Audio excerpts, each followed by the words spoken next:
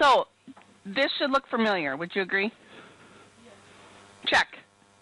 Okay, when we take a look at the check, we have a check stub on the left-hand side, and then we physically have the check on the right. What's going to happen in our happy accounting land for payroll, what we are going to do is we are going to write one check for all of our net pay.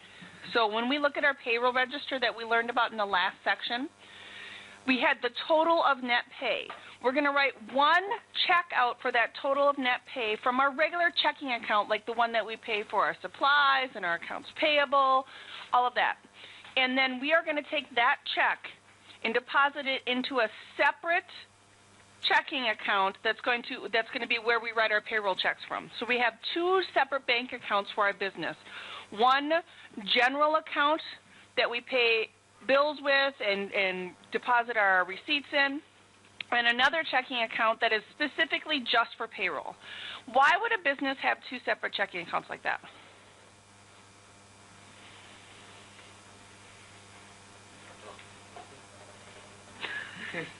Your game is playing. Because I looked this up inside the book. It was like they deposit like so much money, like the exact amount for like all the payroll. Mm-hmm. So if somebody like hopes it was a check or something, it was like 50. Because they're only going to put the amount in that one account that equals its exact amount that needs to be drawn from it. They're not going to have any extra there. It's going to make it a little bit easier for you to find if there's anyone fraudulently trying to change their check. So that was a great definition of explanation of why they have that. So the first thing that we have to do when we physically go to pay payroll, because we did our payroll register, we did our employees' earnings records, we updated our accumulated earnings so we knew where we're at for our tax bases. Now we physically need to pay people. So we have a regular check here, which we've done before. Now, the other thing that we're going to have is we're going to have payroll checks. And our payroll checks look different than our regular checks. Okay, so when we look on the left-hand side, this is all of the information for each employee so they know how much they've earned and what their deductions are. Because an employer can't pay you unless they give you all that information on your deductions. Okay, so when I look here on the left-hand side, it tells me pay period ending, and then it has my total earnings, regular and overtime, my total deductions, and then my individual deductions and my net pay. And this check should be written out for the amount of net pay. We don't pay our employees the amount on the check of their total earnings. Does that make sense? Because we take out their Social Security, we take out their federal income tax, we take out Medicare, health insurance, maybe use United Way donations payable. We take those items out and we hold on to them. Those are now liabilities for our business, and we pay on behalf of the employee. Because remember, it's much easier for the government to collect those payroll taxes from an employer than it would be to individually go get it from Taylor and then from Devin and from Marcus and from Libby. Does that make sense? Because at the end of the year, are people going to be able to pay all that money in, or do they be able to get that refund?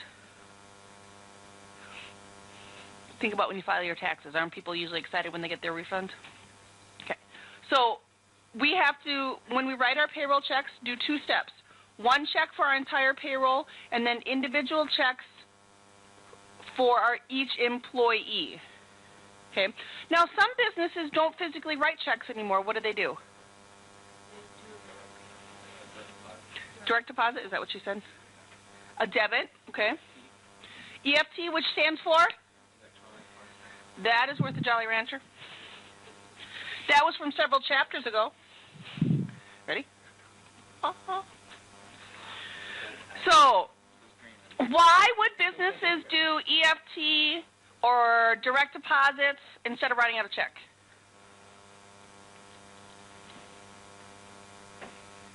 It is. It's much easier. And now think about it. Who in here physically gets a paid check, a physical check?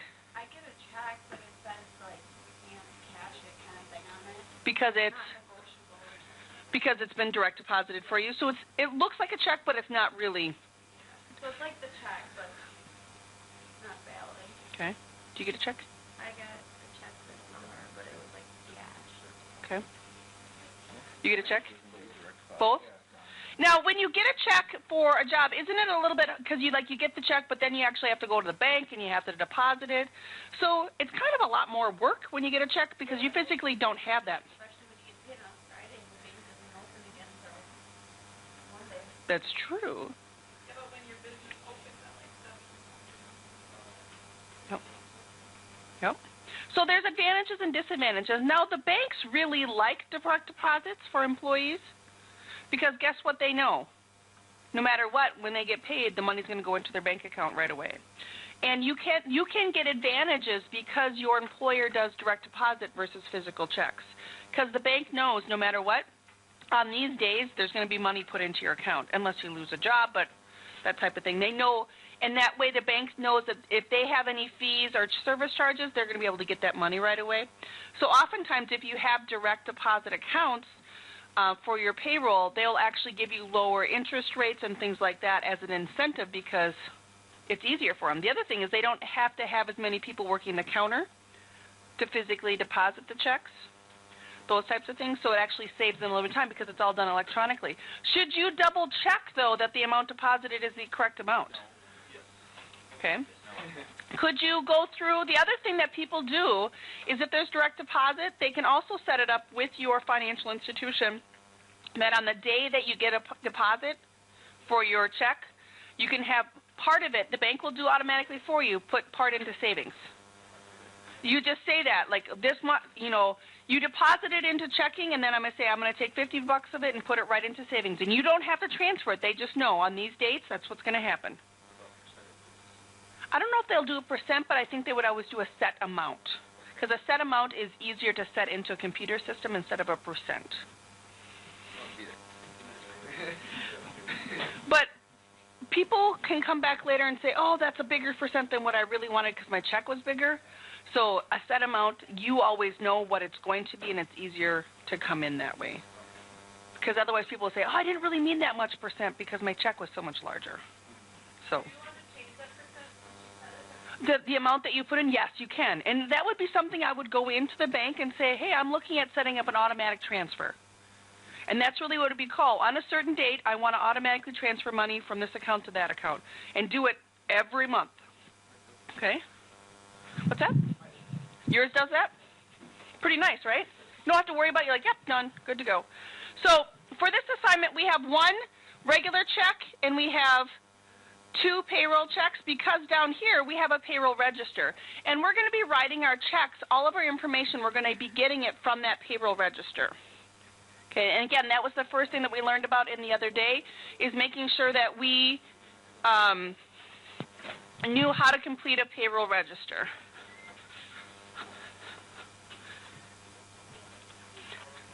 So here's our directions. Use the payroll register and 3 blank checks below.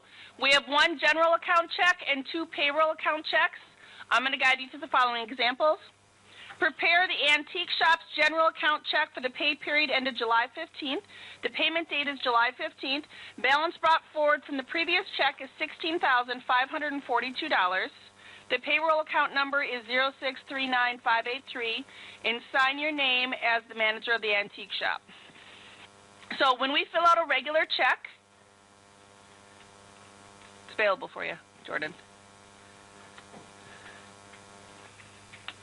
On the very top, we need to do the stub first. So I'm going to put on the stub, my balance brought forward is $16,542, because that's information they gave us in the directions.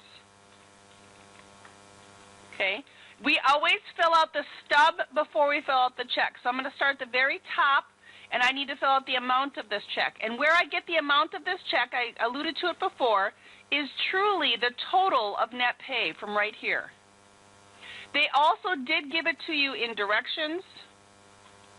It's this amount right here, 160086.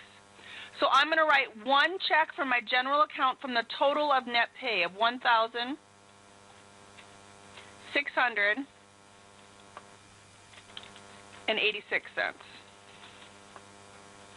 Okay, the date of this is going to be July 15th, and we'll put that in with numbers.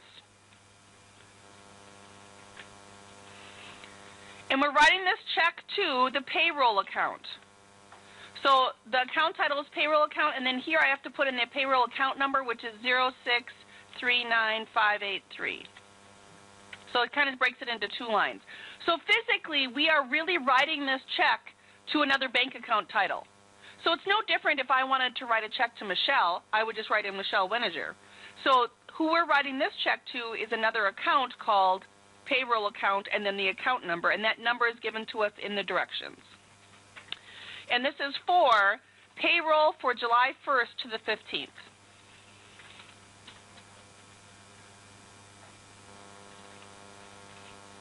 Now, does it give us any information on a deposit for this account, for this check? Because I'm really just looking at, I filled out my lines up here and I'm going down on my check stub. Did they tell us anything on a deposit? No. So the total is just going to be $16,542. The amount of this check is $1,686. And then I need to use my handy-dandy calculator. And then do the math, subtract, because we are writing out a check. So my new balance after I write out this check should be $14,941.14. Can anyone confirm my math on that? All right, thank you, Dylan.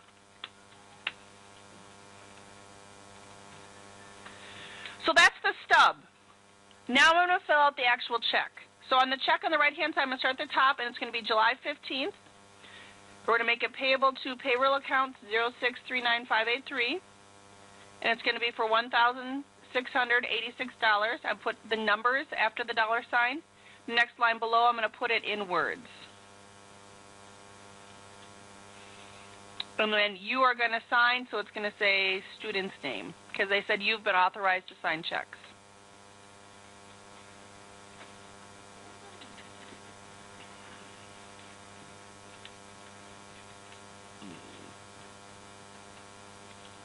That was instruction number 1. Instruction number 2 reads right here, for the pay period ended July 15th, prepare the payroll checks for Judy Hensley and Mike McCune. The payment date is July 15th. Sign your name as the manager of Antique Shop and record the 2 payroll checks in the payroll register. Okay, so what we're going to do right here is I'm going to fill out check number 186 for Judy Hensley. So I'm going to do the stub portion or the payroll advice portion first. So I'm going to do 7/15, and then Judy's total earnings is what?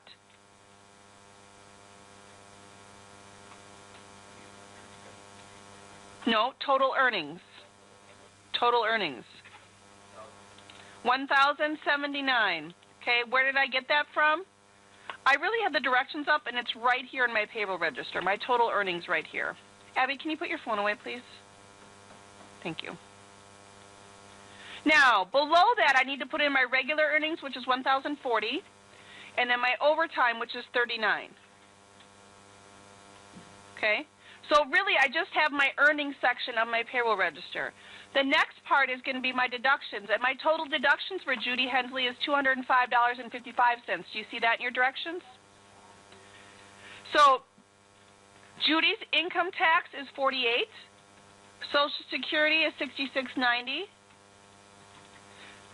Medicare is $15.65. Health insurance is $60. And other is going to be $15. So Judy's net pay is going to be $873.45. Now, I need you to think about what we've done here. We filled out a payroll register, right? In one of the work-togethers, we did a payroll register, and then we did an employee's earnings records, and now we're writing out a check. Think about it. If I miscalculated Judy's regular earnings, how many spots would it be wrong now? Payroll register, employee earnings record, the check on the top, and the check to her. One mistake can be counted wrong, all those spots. And I'm going to tell you on your test for this chapter, you are going to go through and do it all for the same person. So if you make a mistake in one spot, it is really going to count against you several times. Slow down and double check. Does that make sense? Okay, so be aware that if you miscalculate something in your payroll register, it is going to count against you several times. So we went through and filled out our advice of payroll here. Now let's fill out our check, and this check is going to go to Judy. The date is going to be July 15th. It's going to Judy Hensley for $873. I put the numbers behind the dollar sign, and then I put the words on the line below, and then you get to sign with your student name. Now, I need to keep track of who gets what check. So, what check number did we write out for Judy? 186. So down on my payroll register right here, I'm going to put in check 186. So it gives you a spot to fill that in. Don't forget that. That's a really easy, like, oh, I wrote the check out, but I forgot to put it down there. That is something I have done before. Now, let's fill in the one for Mike McCune. Mike's total earnings is $971.75, regular earnings of $920, overtime of $51.75. Total deductions for Mike is $244.34, income tax of $95, $60.25 for Social Security, $14.09 for Medicare, $60 for health insurance, $15 for U.S. savings bonds, and the net pay then is going to go $727.41.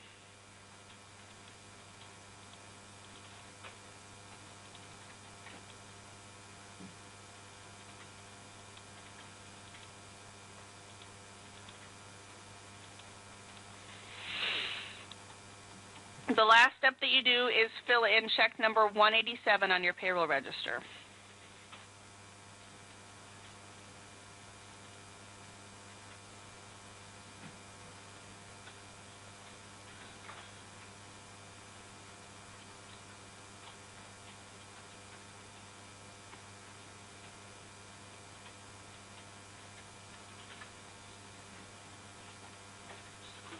Mm-hmm.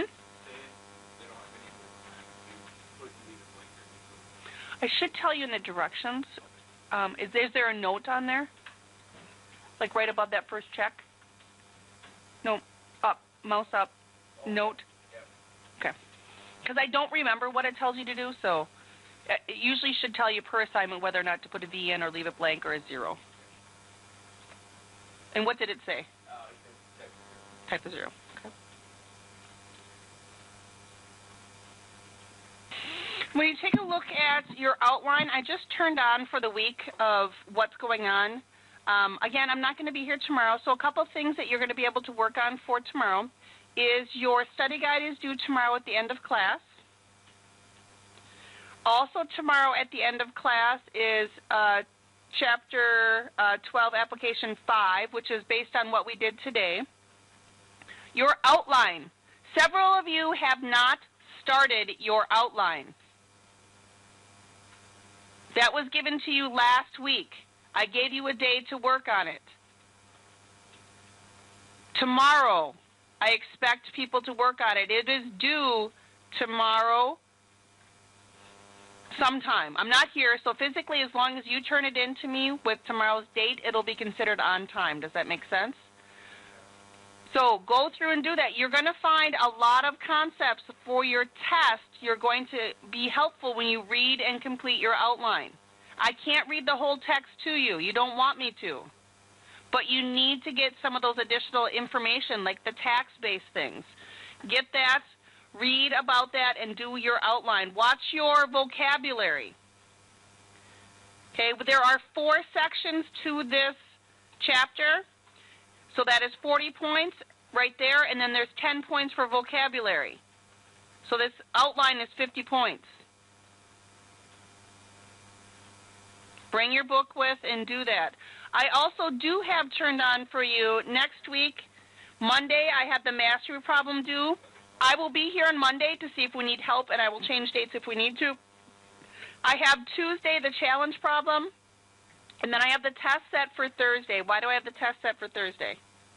Not Wednesday? You remember? Diversity Day? So you'll have 5th hour that day, but you're not going to have all the other classes.